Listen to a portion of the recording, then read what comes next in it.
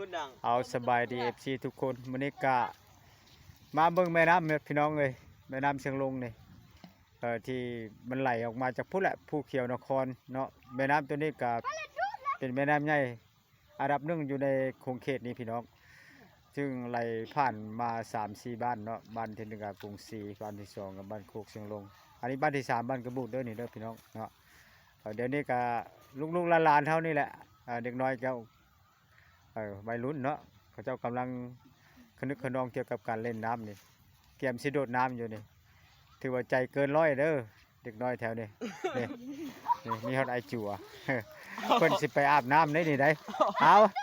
พากันลอยน้ำเด้อระมัดระวังได้1 2 3ไปแล้ว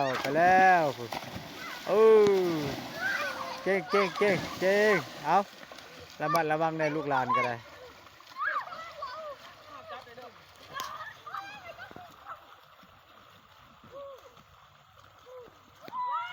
ลอยข้ามภาคไปเลยใจเกินร้อยขนาดเก่งพูดนะ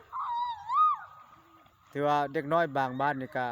ลอยน้ำบ่เป็นนะพี่น้องอันนี้เด็กน้อยแถวนี้เขาเจ้าใช้ชีวิตกับแม่น้ำนี้มาเขาเจ้าคุ้นเคยแล้วพี่น้องเลย